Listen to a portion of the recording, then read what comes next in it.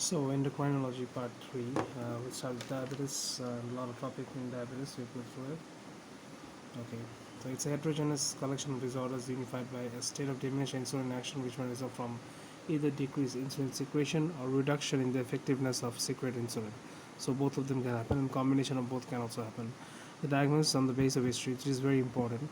Example: polyuria, polydipsia, unexplained weight loss, plus a random glucose more than 11.1, or fasting glucose more than 7 millimole per liter, or 2-hour plasma glucose after meal lesson more than 11.1, or 2 after 75, that is OGTT. 75 gram anhydrous glucose is given, and after 2 hours you check the sugar. If it's more than 11.1, that's diagnostic of diabetes mellitus, and HbA1c more than 6.5%. In the situations where HbA1c is not appropriate for the diagnosis of diabetes, all children and young people, patients of any age suspected of having type 1 diabetes, symptoms of type 2 diabetes less than 2 months, acutely ill patients, patients on medications that may cause rapid glucose rise like steroids and antipsychotics, acute pancreatic damage including pancreatic surgery, pregnancy, presence of genetic, hematologic, and illness related factors that influence HbA1c and its measurement. With no symptoms, the diagnosis should not be based on a single glucose determination but requires confirmation. So that's where the OGTT comes. You need to confirm the diagnosis. At least one additional glucose test result on another day with a value in the diabetic range scale, either fasting from a random sample or from OGTT. If the fasting or random values are not diagnosed, OGTT should be used. Usually we use this. So impaired fasting glucose is when fasting glucose is 6.1 to 7, normal is less than 6. Implies impaired fasting glucose. So fasting is only impaired, and impaired glucose tolerance is impaired fasting glucose less than 7, and OGTT in 2 hours 7.8 to 11.1.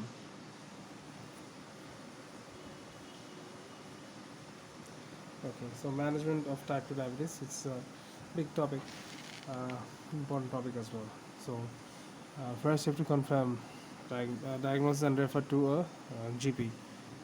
Refer to GP nurse for baseline assessment for diabetes like feet, urine, BMI. Refer for retinal screening, and diabetes education, self-management for ongoing and newly diagnosed desmond or equivalent.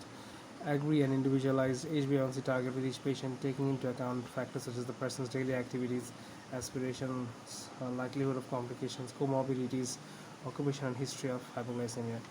Metformin is generally the first line. Okay. Consider modified release metformin if it's coming up later. Consider sulfonylurea for occasional insulin as far as any patient is unusual for type 2 diabetes, like thin. If the patient is not really uh, very healthy, if the patient is thin, so to start with sulfonylurea. This may represent a patient presenting with latent autoimmune diabetes of LADA. Do not really offer self-monitoring of glucose levels for adults with type 2 unless on insulin. So you don't really need to monitor that much unless the person is on insulin. Evidence of hypoglycemic episodes and all medication that may increase the risk of hypoglycemia, pregnancy, or planning to become pregnant. So this is when we check the sugar more often. Glycemic control target. Type 2 diabetes mellitus either by lifestyle, diet, or single drug not associated with hypoglycemia. Aim for HbA1c less 6.5%. On a drug associated with hypoglycemia, aim for HbA1c 7. If HbA1c levels are not adequately controlled by a single drug and rise to more than that, reinforce advice about diet, lifestyle, and adherence to drug treatment. Aim for HbA1c 7 and intensify drug treatment. Consider relaxing their target HbA1c and on a case-by-case basis, with particular consideration for people who are older or frail, for adults with type 2 diabetes who are unlikely to achieve longer-term risk reduction benefits for terminal cancer.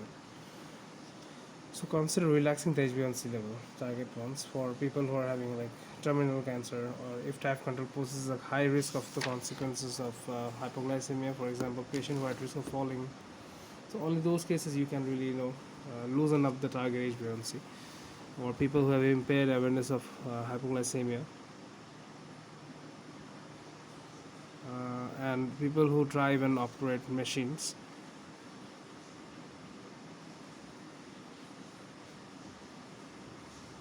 With as part of their job. So if patient achieves HbA1c lower than their target and they are not experiencing hypoglycemia, encourage them to maintain it. Be aware that there are other possible reasons for a low HbA1c level, for example, deteriorating renal function or sudden weight loss.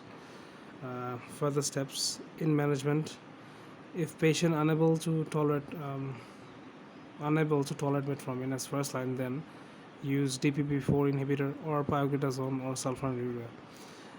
If initiating a sulfonylurea, then monitoring blood sugar will be required. If gliptin, then BM monitoring is not routine, but testing may be required if hypoglycemia is suspected. For sulfonylurea, then titrate dose based on pre-breakfast blood sugars. Initiate glycoside 40 mg with breakfast. Monitor pre-breakfast PM. Aim for 5 to 8. Review patient in 2 weeks with BM checks. If BM satisfactory, then continue present dose and recheck HbA1c in 2 months. If it's high, then increase dose to 80 mg once daily, and then review with check in 2 weeks. Aim for checking pre-breakfast BMs every day. Once BM stable, then continue with the dose. HbA1c check in 3 to 6 months. Escalation of therapy: if glycemic control is suboptimal, like more than 7.5, if on metformin as first line, reach maximum dose, then next step would be metformin plus DPP-4 inhibitor, like vildagliptin or sitagliptin, or glitazone or sulfonylurea. Intensification with an add-on therapy: if initial therapy not metformin, consider dual therapy with leptin plus glitazone, or gliptin plus sulfonylurea. If on glitazone, starting dose of 15 mg increase to 30 mg per day. Note that glitazones are associated with weight gain and increased heart failure risk. So pioglitazone is something which is risky. The maximum dose of pioglitazone is 45 mg per day, and it may be necessary to titrate the 45 mg dose if a repeat HbA1c after increasing the dose to 30 mg is not satisfactory. If on a sulfonylurea, then consider titrating the dose if not on maximal dose. Be aware of hypo risks. If on gliptin, then other agents will be required as no dose titration available. Can be combined with sulfonylurea or pioglitazone at this stage. Be aware of hypoglycemia risk with gliptin and sulfonylurea combination. Consider insulin-based treatment as well. Weight gain: gliptin therapy is weight neutral, and metformin often causes weight loss. So glitazone and sulfonylurea are associated with weight gain. So this is something you have to remember. Glitazone and sulfonylurea associated with weight gain. Inflating mimetic treatments is associated with weight loss in many patients. SGLT2 inhibitor is used in associated with weight loss. Okay, inheritance: type 1 diabetes mellitus caused by autoimmune destruction of beta cells of the pancreas. Beta cells, of course, destroyed. Identical twin shows a genetic concordance of 40%. It's associated with HLA-DR4 more than HLA-DR3. It's inherited in polygenic fashion. Various antibodies such as islet associated antigen antibody and glutamic acid decarboxylate antibody are detected in patients who later go on to develop type 1 diabetes mellitus. Their prognostic significance is not yet clear.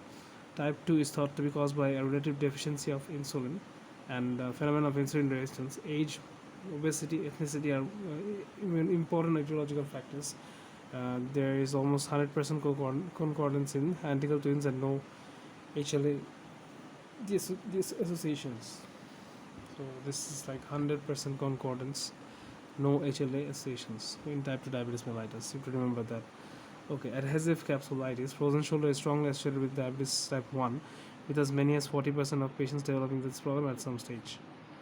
And LADA, that is latent autoimmune diabetes of adulthood. Patients with LADA are significantly insulin deficient rather than insulin resistant. These patients do not have the type 2 diabetic phenotype. These patients are likely to require insulin earlier in their management compared to insulin resistant diabetes. Caution is required in management of these patients because insulin therapy may be indicated from diagnosis of diabetes in these patients if presenting with persistently high blood glucose values. So caution is required in the management of these patients because insulin therapy may be indicated from diagnosis of diabetes in these patients if presenting with persistently high blood glucose levels. Okay, MODY, that is mature onset diabetes of the young, is rare. 1-2% among diabetics in UK, characterized by development of diabetes in patients less than 25-year-old. It's important. It's typically inherited as an autosomal dominant condition. If a parent has this gene mutation, every child has a 50% chance of inheriting it. Over 6 different genetic mutations have so far been identified. Ketosis is not feature at presentation and does not necessarily need insulin. In many patients, many cases, patients are misdiagnosed due to their age, as type 1 diabetes mellitus and started on insulin. Usually, there is a strong family history. So, MOTY is autosomal dominant if you remember the age less than 25, and ketosis is not a featured presentation. So, MOTY is 3 is 70% of the case due to effect in HNF1 alpha gene hepatocyte nuclear hepatic factor. MOD2 is 20% of case due to defect in glucokinase gene, and MOD1 is due to defect in HNF4 alpha gene. Okay, so the therapies that are there, metformin is a biguanide, usually used mainly in the treatment of type 2 diabetes mellitus. It has a number of actions which improve glucose tolerance. And unlike SU, it does not cause hypoglycemia and weight gain, and is therefore first line. So metformin is also used in polycystic ovarian syndrome and non-alcoholic fatty liver disease. Mechanism of action: increases insulin sensitivity and decreases hepatic gluconeogenesis, and it decreases gastrointestinal absorption of carbohydrates. So less carbohydrate absorption. No hypo, no weight gain. Metformin should be titrated slowly. Leave at least 1 week before increasing dose. GI side effects are more likely to occur if metformin is not slowly titrated up. If a patient is intolerant to standard metformin, then modified release preparation should be tried. Okay. Adverse effects: GI upsets are common, like nausea, anorexia, diarrhea, intolerable in 20%. Decreased vitamin B12 absorption, rarely a clinical problem. And lactic acidosis with severe liver disease or renal failure. High dose more than 2 grams interferes with enterohepatic circulation of bile salt, so diarrhea. And cautions and contraindications for metformin.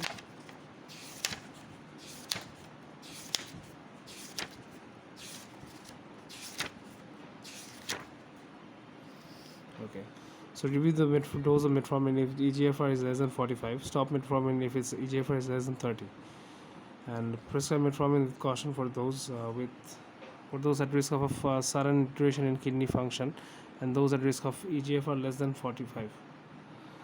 Benefits of metformin therapy should be discussed with a person with mild to moderate liver function, dysfunction, or cardiac impairment, so that due consideration can be given to the cardiovascular protective effects of the drug.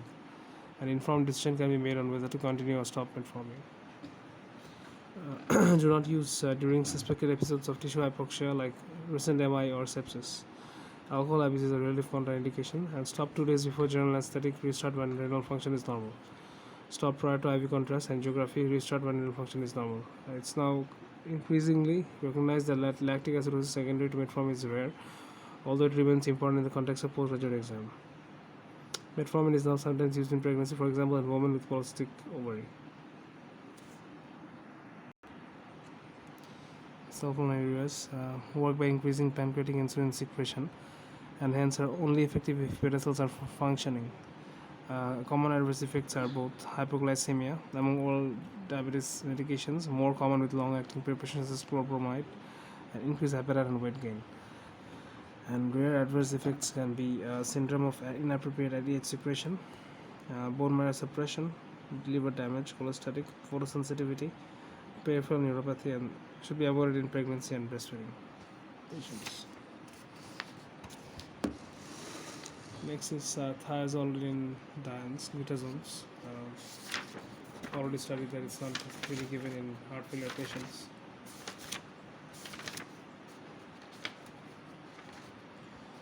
So it's a class of drug which reverses the insulin resistance seen in type 2 diabetes mellitus. There were 2 licensed drugs in this class, rosiglitazone, pioglitazone. However, the use of rosiglitazone is no longer advised because the benefits of it outweighs its risks. No longer outweighs, so the risk is more.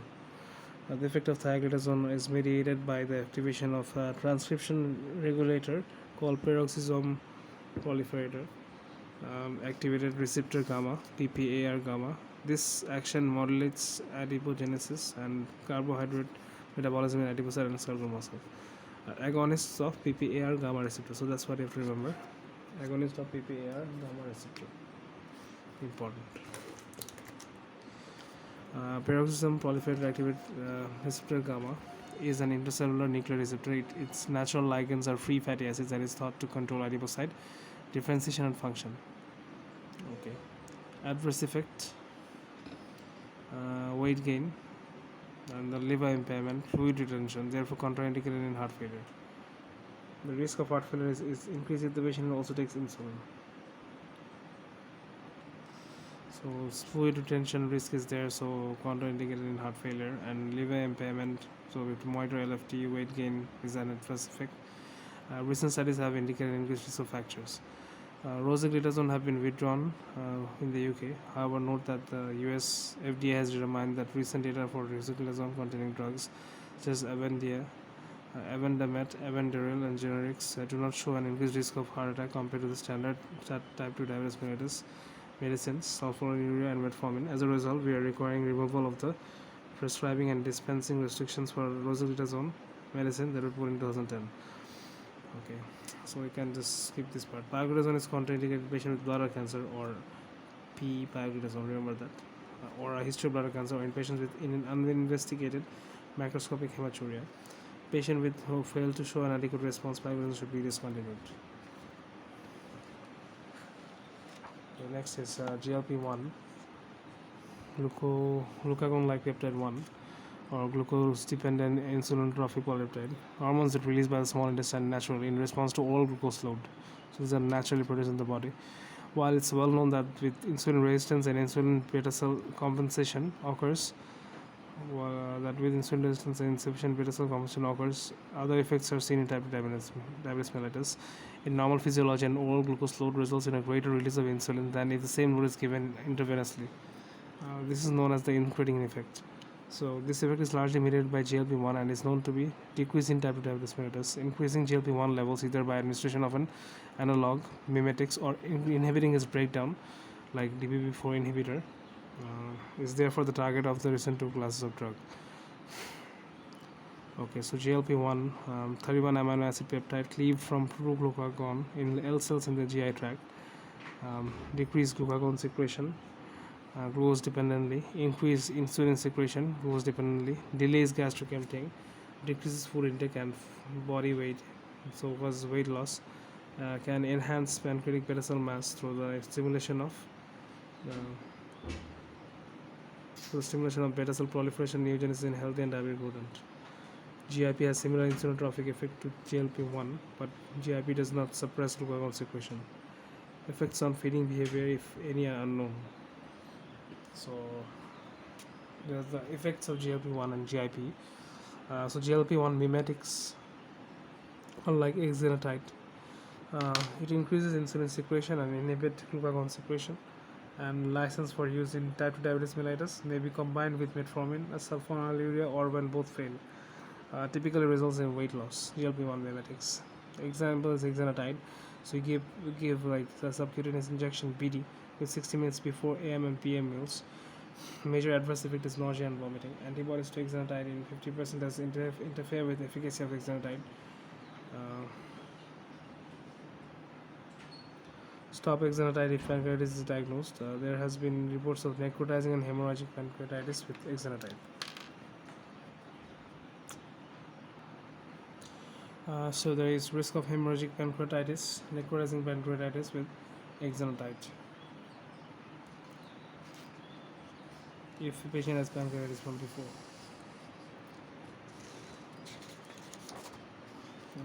More of mimetics can be liraglutide, once daily injection, mild transient GI symptoms, and no liraglutide antibodies are there.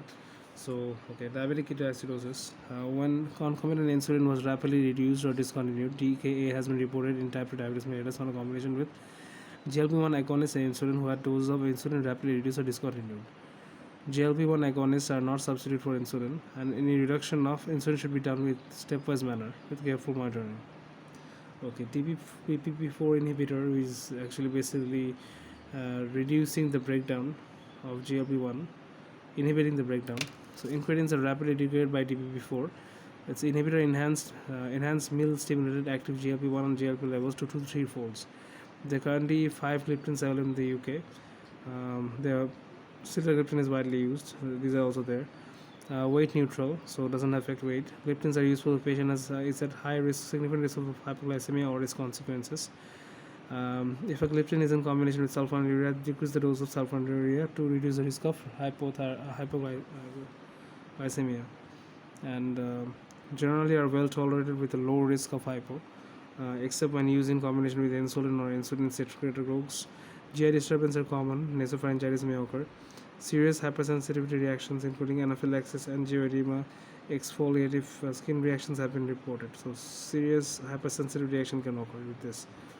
Okay, musculoskeletal and connective tissue disorder, including back pain, arthralgia, myalgia, and arthropathy may occur. There have been reports of acute pancreatitis in patients treated with DPP-4 inhibitors. Stop immediately if pancreatitis is suspected.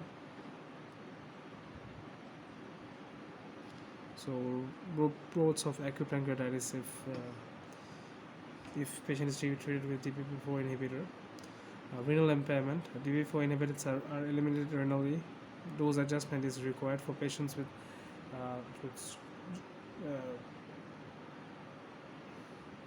eliminated renally. So dose adjustment is required for patients with moderate or severe renal impairment.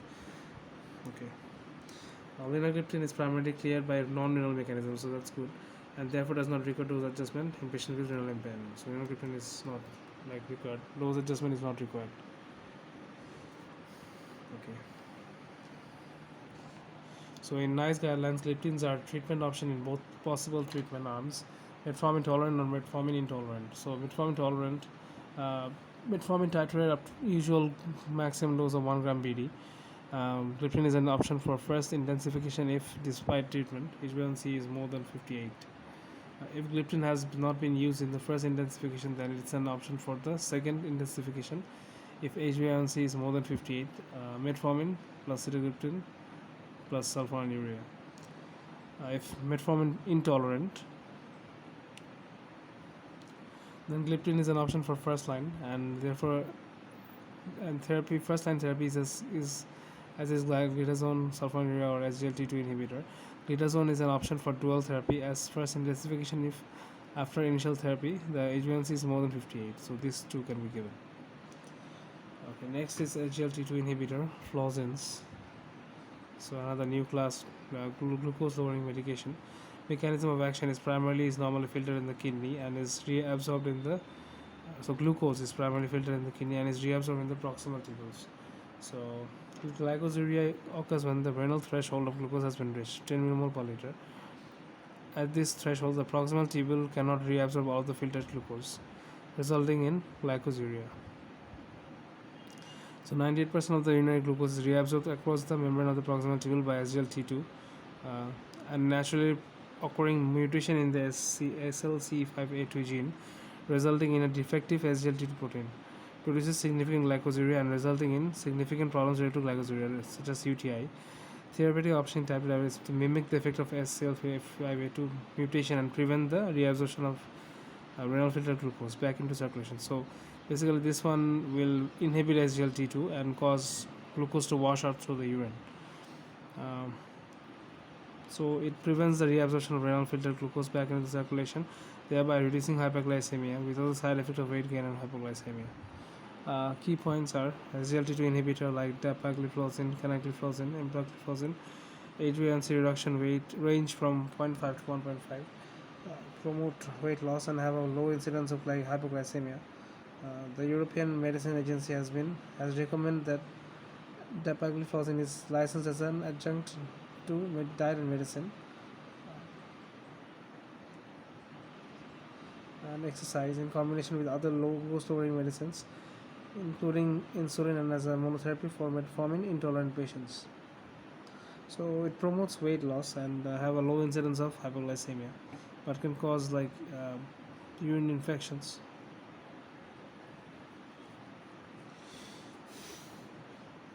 Okay. When dapagliflozin is used in combination with insulin or sulfonylurea, a lower dose of insulin or SU may be considered to reduce the risk of hypoglycemia. Adverse effects generally well tolerated as suspected. UTI general infections develop in 13% of patients.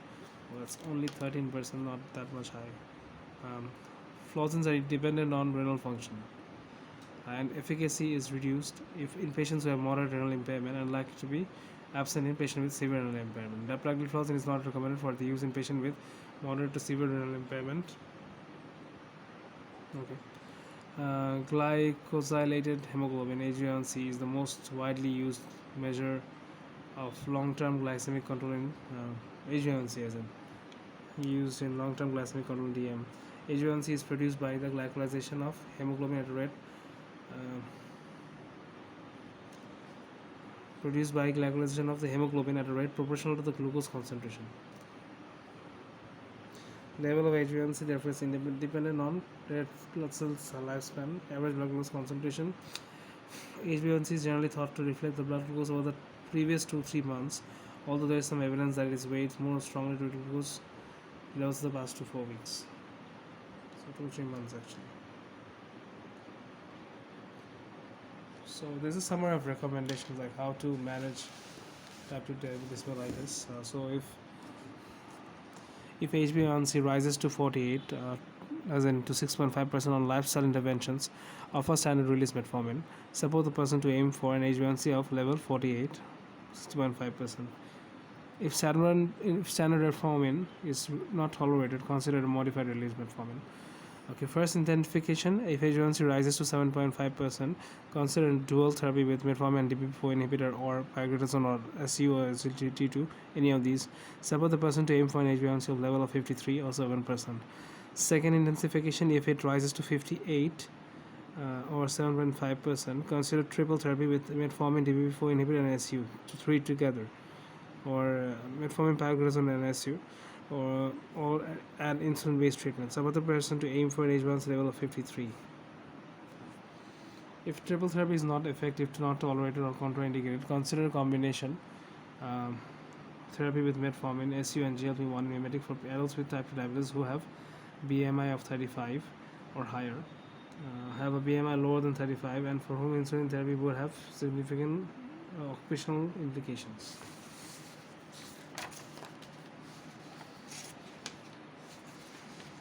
While metformin contraindicated or not tolerated. If HbA1c level rises to 48 on lifestyle interventions,